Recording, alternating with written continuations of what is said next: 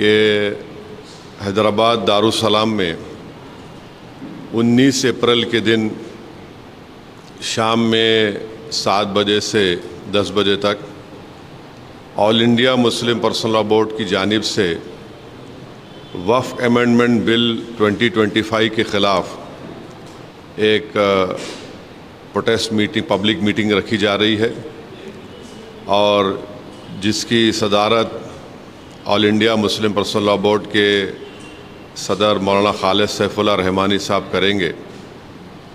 और इस protest public meeting में जो all India Muslim personal law board की तरफ से की जा रही है उसमें तेलंगाना और आंध्र प्रदेश के मुस्लिम पर्सनल लॉ बोर्ड के मेंबर्स, तेलंगाना और आंध्र प्रदेश के बड़े बड़े मुस्लिम ऑर्गेनाइजेशंस जिसमें जमीयतुल उलमा भी है, जमात इस्लामी भी है और मशाइखीन इस प्रोटेस्ट पब्लिक मीटिंग में हिस्सा लेंगे।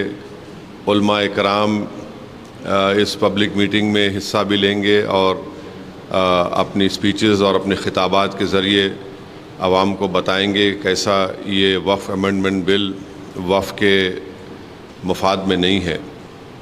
और साथ ही साथ हमारी ये कोशिश भी है कि जो पार्लियामेंट वफ़ कमेटी के मेंबर्स हैं हम उनसे भी बात कर रहे हैं और अगर उनका शेड्यूल परमिट करता है तो वो भी आकर 19 अप्रैल के दिन 19 अप्रैल के दिन जो ये पब्लिक मीटिंग होने जा रही है उसमें हिस्सा लेंगे। 19 अप्रैल के दिन मगरिब की नमाज बाजमात दारुसलाम के ग्राउंड में अदा की जाएगी। उस जमात उस नमाज में जनाब रिजवान कुरैशी साहब जो ख़तीब और इमाम मक्का मस्जिद है नमाज मगरिब पढ़ाएंगे और उसके बाद उनकी क़िरत से ही जलसे का आगाज़ होगा। तो ये एक अहम इत्तला मैं आपको बताना ज़रूरी समझता हूँ। और दूसरी बात यह है कि आप जानते हैं कि वफ़ अमेंडमेंट बिल जो नरेंद्र मोदी की सरकार ने लाया है वो अनकॉन्स्टिट्यूशनल है। वो हमारे भारत के आइन के आर्टिकल 14 का, आर्टिकल 15 का, आर्टिकल 25, आर्टिकल 26 और आर्टिकल 29 का एक ग्रेव वायलेशन है। और हम ये समझते हैं कि ये वफ़ अमेंडमेंट बिल वफ़ की प्रॉपर्टीज़ को बचाने के लिए नहीं लाया जा रहा है। वफ़ की प्रॉपर्टीज़ पर जो एंक्रोचमेंट हो चुका है उन एंक्रोचर्स को हटाने के लिए नहीं लाया जा रहा है। वफ़ प्रॉपर्टीज़ की रेवेन्यू या आमदनी में इजाफ़ा करने के लिए नहीं लाया जा रहा है। ना ही ये मुसलमानों के मुफाद में है, बल्कि ये तमाम अमेंडमेंट्स जो किए गए हैं बीजेपी और एनडीए के सपोर्टिंग पार्टीज़, चाहे वो टीडीपी हो, जेडीयू की नीतीश कुमार हो, चंद्राबाबू नायडू हो, चिराग पासवान हो, जयंत चौधरी हो, मांझी साहब हो या फिर कुमारास्वामी हो, तो इनकी सपोर्ट से बीजेपी ने एक काले क़ानून को बनाया है। और ये इस बात को बताता है कि मुसलमानों पर बीजेपी उनको शक की निगाहों से देखती है। और इसलिए देखती है क्योंकि हिंदू धर्म के एंडोमेंट बोर्ड में, जैन धर्म के एंडोमेंट बोर्ड में, सिख धर्म के एंडोमेंट बोर्ड में यहाँ पर सिर्फ उन्हीं के मज़हब का मानने वाला उसका मेंबर बन सकता है। इन धर्म के बोर्डों में लिमिटेशन एक्ट अप्लाई नहीं होता। इन धर्मों में बाय यूसेज वो उस धर्म की प्रॉपर्टी बन सकती है और इन धर्म के बोर्डों में दूसरे धर्म के मानने वाला भी उनको अपनी प्रॉपर्टी दे सकता है। ये तमाम चीज़ें इस अमेंडमेंट बिल के ज़रिए नरेंद्र मोदी की सरकार ने मुसलमानों के इस धर्म के बोर्ड से छीन ली है। हम हमारे इस देश के हिंदू भाइयों को ये बताना चाहेंगे, सिख भाइयों को बताना चाहेंगे और हमारे जैन भाइयों को बताना चाहेंगे कि जब आप अपने धर्म के बोर्ड में सिर्फ अपने ही धर्म के मानने वालों को मेंबर बना सकते हैं और दूसरे धर्म का नहीं बन सकता है, तो कैसे मुस्लिम धर्म का ये वक्फ बोर्ड, जो एक प्योर रिलीजियस इंस्टीट्यूशन है वक्फ बोर्ड, उसमें कैसे मोदी सरकार दूसरे धर्म के लोगों को मैंडेटरी 2 लोगों को बनाने का एक प्रोविज़न रखती है। और जब आपके पास लिमिटेशन एक्ट अप्लाई नहीं होता है, जिसके ज़रिए से अगर हिंदू एंडोमेंट बोर्ड की प्रॉपर्टी पर, जैन धर्म की प्रॉपर्टी के ऊपर, गुरुद्वारा प्रबंधक कमेटी के प्रॉपर्टी के ऊपर अगर कोई नाजायज़ कब्ज़ा करता है तो उसको आप कभी भी निकाल सकते हैं। वो मुस्लिम धर्म के एंडोमेंट बोर्ड पर लिमिटेशन एक्ट अप्लाई करके नरेंद्र मोदी की सरकार एंक्रोचर को मालिक बनाना चाह रही है एडवर्स पोजेशन की बुनियाद पर। और फिर आर्टिकल 26 के तहत हर रिलीजियस डिनोमिनेशन को अपने रिलीजियस चैरिटेबल ऑर्गेनाइजेशन बनाने का इख्तियार मिलता है, उसको एडमिनिस्टर करने का इख्तियार मिलता है और मूवेबल और इमूवेबल प्रॉपर्टीज़ को हासिल करने का इख्तियार मिलता है। ये मुसलमानों से छीना जा रहा है। और आपको मैं बार बार समझा रहा हूँ कि इस मुस्लिम धर्म के इस बोर्ड में जो अमेंडमेंट्स नरेंद्र मोदी की सरकार ने और चंद्रबाबू नायडू, नीतीश कुमार, चिराग पासवान, जयंत चौधरी, मांझी साहब ने और कुमारस्वामी ने किया है, उसमें सेक्शन 3D आप पढ़िए। सेक्शन 3D को जब पार्लियामेंट में ये बिल डिबेट हो रहा था, उसको बुज़दिली से अमेंडमेंट को पेश किया गया। और अमेंडमेंट क्या बोलता है कि जो भी मस्जिद, दरगाह, खानखा, आशुरखाने, इमाम बाड़े आर्कियोलॉजिकल सर्वे ऑफ इंडिया के तहत प्रोटेक्टेड और एंशिएंट मॉन्यूमेंट रहेंगे, अब ये बिल बनने के बाद उनका register as a Waqf property नहीं होगा। अब आप मेरे को बताइए, सच्चर कमेटी में 180 प्रॉपर्टीज़ जो सच्चर कमेटी ने, आप उसके लास्ट पेजेस देखिए, आखिरी के 8-10 पेजेस में 180 प्रॉपर्टी सच्चर कमेटी ने कहा कि एएसआई के इलीगल ऑक्यूपेशन में है। इस सेक्शन 3D के तहत हम उस 180 प्रॉपर्टीज़ को खो देंगे, जिसमें मस्जिद भी है, खानखाएँ भी हैं, क़ब्रस्तान भी है, दरगाहें भी हैं, सब है। अब इसका इफ़ेक्ट ये भी होगा कि संभल की मस्जिद अब वक्फ की प्रॉपर्टी नहीं रहेगी। मैं डायरेक्ट चैलेंज कर रहा हूं भारत के प्रधानमंत्री को कि आप, मेरा सवाल आपसे है, आप जब अमेंडमेंट ये ला चुके हैं, कानून बना चुके, तो क्या संभल की मस्जिद अब वक्फ की प्रॉपर्टी रहेगी? क्या ज्ञानवापी की मस्जिद वक्फ की प्रॉपर्टी कहलाएगी? क्या मथुरा की मस्जिद वक्फ की प्रॉपर्टी कहलाएगी? जितने भारत में एएसआई प्रोटेक्टेड एंशिएंट मॉन्यूमेंट्स है, उसके एक्ट के तहत उसको बोलते ASMR एक्ट, जिसमें हमारे शिया भाइयों के इमाम बाड़े भी हैं, आशुरखाने भी हैं, दरगाहें भी हैं। अब आप बताइए, इससे वक्फ को छीन नहीं रहे आप? और झूठा प्रोपेगेंडा बीजेपी करी, नहीं कुछ नुकसान नहीं होगा। फिर सेक्शन 2 पढ़ो उसका आप। सेक्शन 2 में लिखा गया कि इस एक्ट से पहले जो ट्रस्ट थे जिनका मकसद वक्फ की तरह हो, और इस एक्ट के बाद जो ट्रस्ट हैं जिनका मकसद वक्फ की तरह, वो ट्रस्ट में रहेंगे। वो क्यों लाया गया? वो इसलिए लाया गया, अमित शाह पार्लियामेंट में बोले कि हम ये सेक्शन 2 को इसलिए लाए क्योंकि हमारे बोरा मुस्लिम भाइयों को इससे फ़ायदा हो सके। वो भी उनको धोखा दिए बोरा मुस्लिम भाइयों को, उस प्रोविज़न में बोरा का जिक्र ही नहीं है। ये इसलिए लाया गया क्योंकि भारत का जो सबसे दौलतमंद आदमी है, जो खोजा यतीम खाने को खरीद कर अपना आलीशान बंगला तामीर किया, इस सेक्शन 2 से सबसे पहला फ़ायदा उस शख्स को होगा, सबसे पहला फ़ायदा उसको होने वाला है। दूसरा, इस बिल में ये कहा गया कि अगर वक्फ बीजेपी प्रोपेगेंडा कर रही है, नहीं वक्फ बाय यूजर नहीं है, वक्फ बाय यूजर है, परेशान मत हो, क्यों हो रहे हैं, ओवैसी झूठ बोल रहा है। देखिए, हिंदू धर्म में by usage, temple by usage, math by usage उस धर्म की प्रॉपर्टी बन जाती है। और हिंदू धर्म के जो बहुत बड़े ज्यूरिस्ट है, उनका नाम है B.K. मुखर्जी। B.K. मुखर्जी एक जज थे, और B.K. मुखर्जी की किताब में उन्होंने क्लियरली लिख दिए कि हिंदू धर्म में बाय यूसेज वो उस डीटी की या मूर्ति की या उस मंदिर की प्रॉपर्टी या मठ की प्रॉपर्टी बन सकती है। अब मोदी सरकार जो है इतना गंदा काम किया है, मैलेफाइड है, कि ये बोल रहे हैं कि अगर वक्फ बाय यूसेज रहेगा, मगर अगर डिस्प्यूट होगा या फिर गवर्नमेंट प्रॉपर्टी होगी तो वक्फ बाय यूसेज नहीं होगा। अब मैं अगर वक्फ मेरी प्रॉपर्टी है, मैं अपनी गवर्नमेंट के खिलाफ अगर वक्फ बाय यूसेज को इस्तेमाल नहीं करूंगा तो किसके खिलाफ इस्तेमाल करूंगा? डिस्प्यूट क्या है? डिस्प्यूट कोई भी क्रिएट कर देगा, कोई भी जाके बोल देगा मेरी प्रॉपर्टी है, तो जब वक्फ बाय यूज खत्म हो जाएगा। और बार बार आपसे कह रहा हूं, ये सरकार झूठ बोल रही है।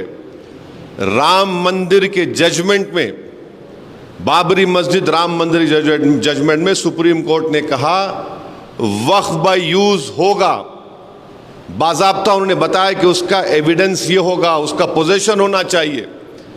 वक्फ बाय यूज को सुप्रीम कोर्ट ने बाबरी मस्जिद राम मंदिर में अपहेल्ड किया है, और ये सरकार उसमें बोल रही कि नहीं डिस्प्यूट और गवर्नमेंट प्रॉपर्टी होगा।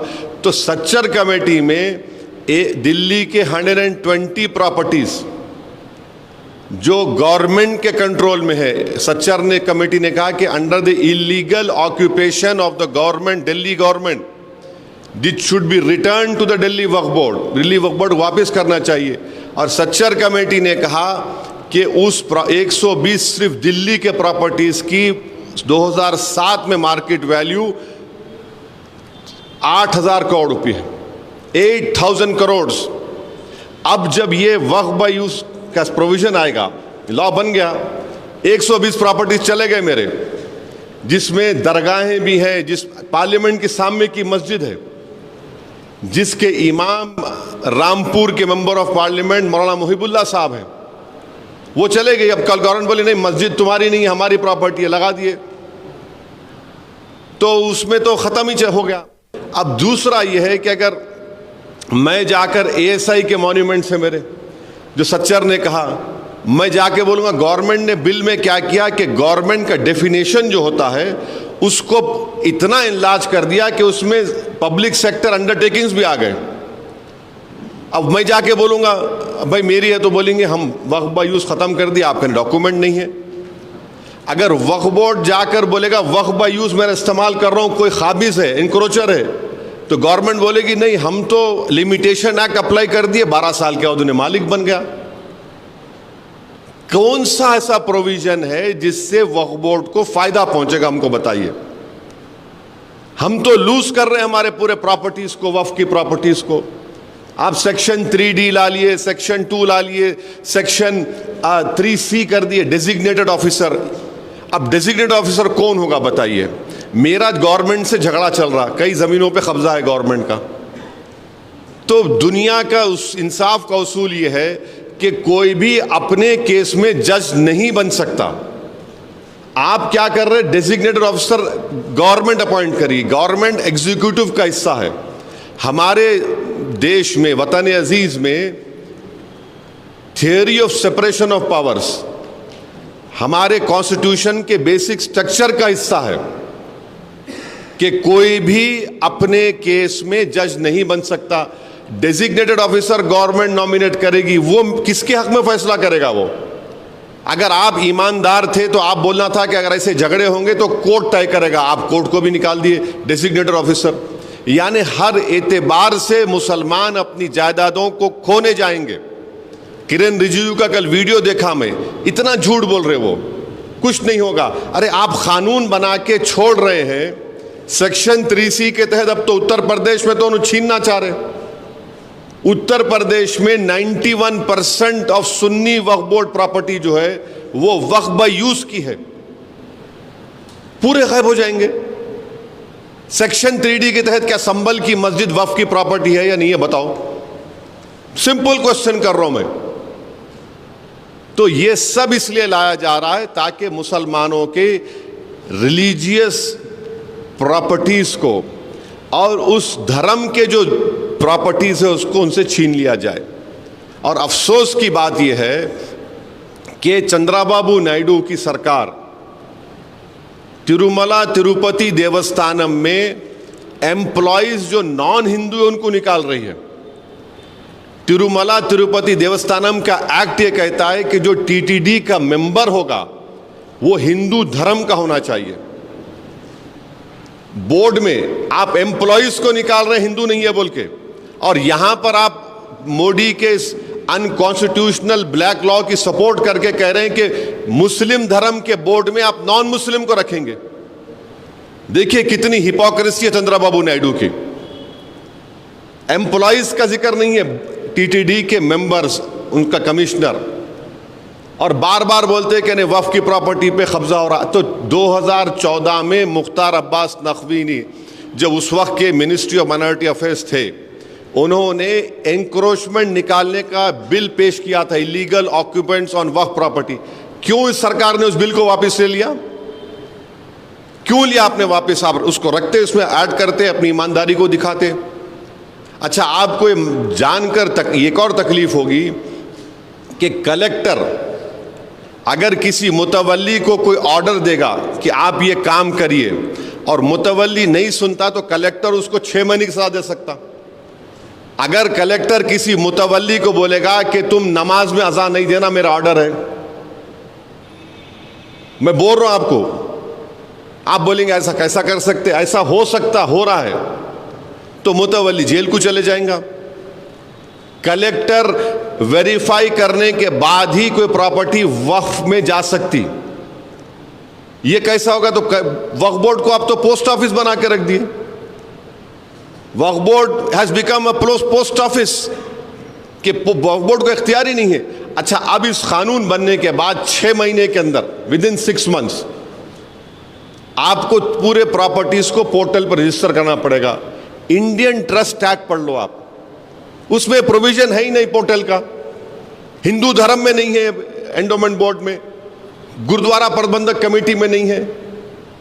क्यों आप यहां पर कर रहे हैं? इसलिए कर रहे हैं कि जब आप पोर्टल पर रजिस्टर करने जाएंगे, मिसाल के तौर पे हमारे शौकत साहब सीनियर फोटोग्राफर हैं, ईश्वर रेड्डी साहब भी है।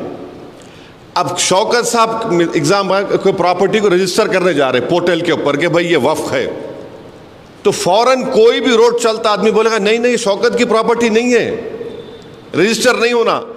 अब होता क्या, इस बिल में पढ़ो, कलेक्टर अगर शौकत की प्रॉपर्टी के खिलाफ मिसाल के तौर पे इंक्वायरी ऑर्डर कर दिया, जैसा इंक्वायरी ऑर्डर कर रहा वो वक्फ प्रॉपर्टी नहीं रहेंगी। It will not be a Waqf property till the completion of enquiry. अब इंक्वायरी कंप्लीट करने का कोई टाइम लिमिट ही नहीं है, तो कलेक्टर साहब क्या करेंगे? इंक्वायरी ऑर्डर कर दिए, बैठे आराम से बैठे रहो, मैं तो वक्फ प्रॉपर्टी लूज कर दिया। क्या इस तरह का प्रोविजन हिंदू धर्म के एंडोमेंट बोर्ड में नहीं है? क्या इस तरह का प्रोविजन गुरुद्वारा प्रबंधक कमेटी में नहीं है? जैन धर्म में है? नहीं है। यहां पर क्यों लाए फिर आप? अब पोर्टल पे चढ़ेंगे, जैसा कोई नहीं नहीं अरे ये तो है ही नहीं भाई, वक्फ की नहीं है, चलो कलेक्टर साहब ऑर्डर कर दिए इंक्वायरी, इट वक्फ प्रॉपर्टी नहीं रहेंगी। कोई भी ऑब्जेक्शन डाल सकता है जाके। सेक्शन 3C पढ़ो आप, एनी पर्सन, अरे कौन होगा भाई, कुछ तो है ना, लोकल स्टैंड है, कुछ नहीं, डालो। तो जितने इसके जो 48 या 49 अमेंडमेंट्स है, ये कोई इसका वक्फ से ताल्लुक नहीं है। और इन्होंने एक प्रोविजन क्रिएट कर दिए कि अगर किसी को वक्फ से निकल के ट्रस्ट बनाना है तो ट्रस्ट बना लो। कहाँ इसका फायदा होने वाला है वक्फ बोर्ड को? और मिनिस्ट्री ऑफ माइनॉरिटी अफेयर्स का एक वेबसाइट पे जाओ आप लोग, कौमी तरक्याती स्कीम है 22-23 में, मेरे ख्याल से अगर गलत मेरा मेमोरी सही है तो कुछ 17 करोड़ अलॉकेट हुए, 3 करोड़ रिलीज करें, 1 करोड़ खर्चा नहीं हुआ उसमें।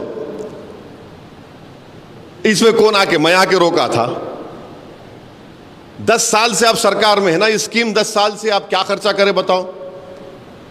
तो ये अच्छा फिर ये बोल रहे कि हम 2 महिलाओं को मेंबर बना रहे। इतना झूठ बोलते हैं लोग।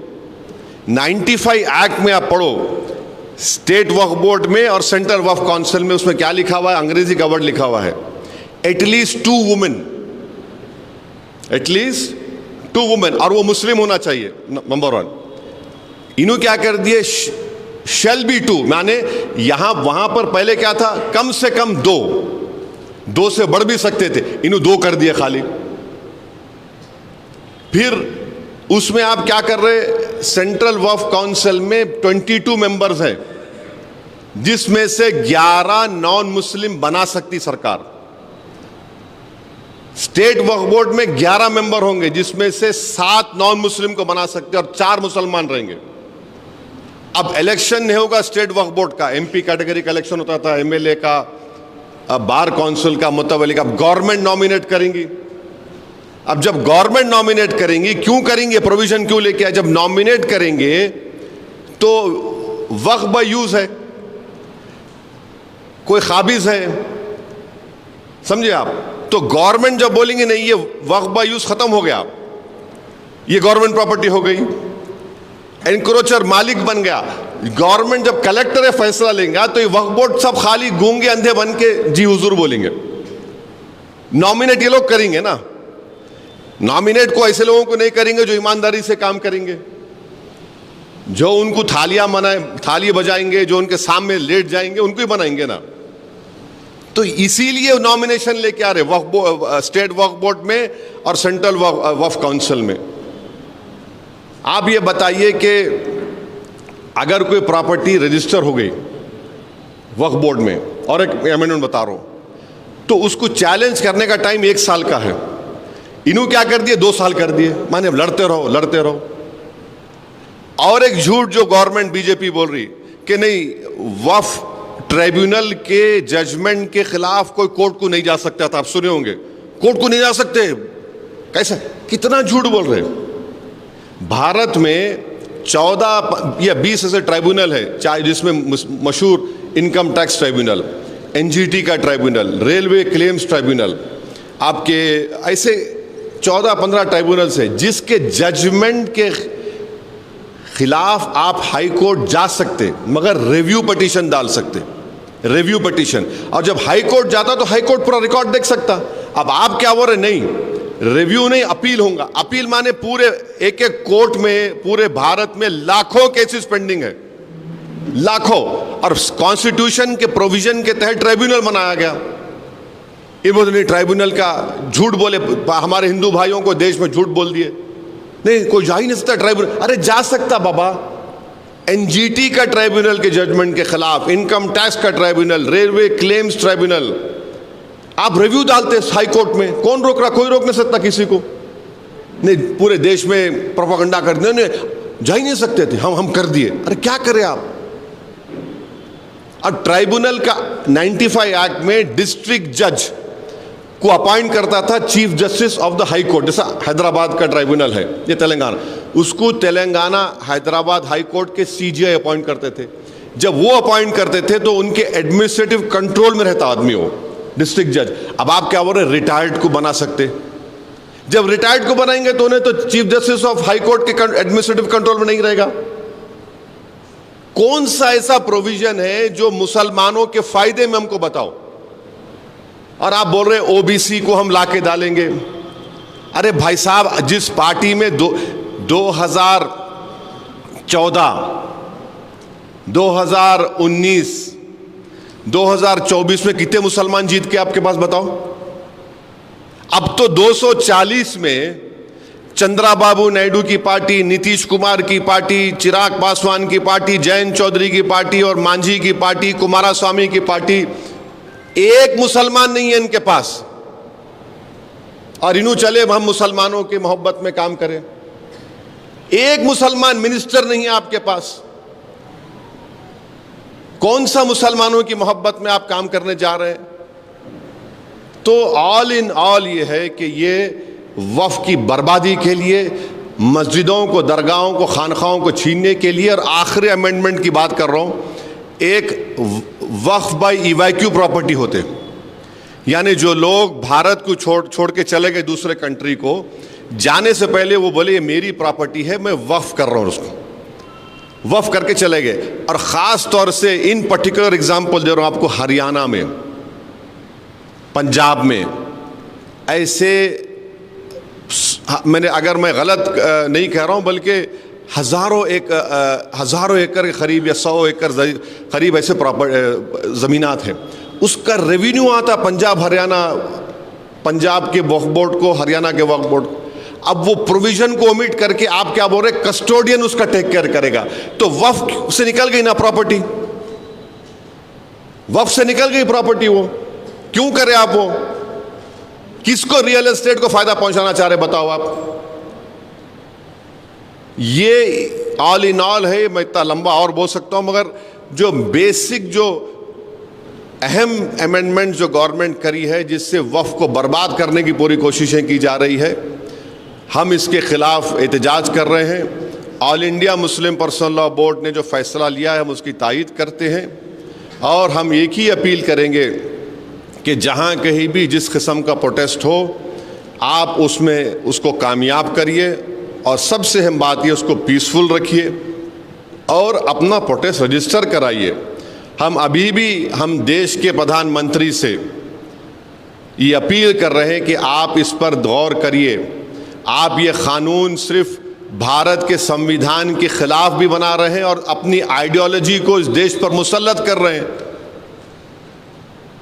आपकी आइडियोलॉजी तो इंडियन नेशनलिज्म होनी चाहिए, आपकी आइडियोलॉजी तो संविधान होना चाहिए। जब हिंदू धर्म के लोगों के लिए, सिख धर्म के लोगों के लिए जो चीज़ अच्छी है, वो मुस्लिम धर्म के लोगों के लिए खराब कैसे हो जा रही है, हमको बताइए। ये हमको आपको इत्तला देना था। अगर आपके कोई सवालात है तो आप बारी बारी से मुझसे पूछ सकते, मैं इंशाल्लाह कोशिश करूँगा उसका।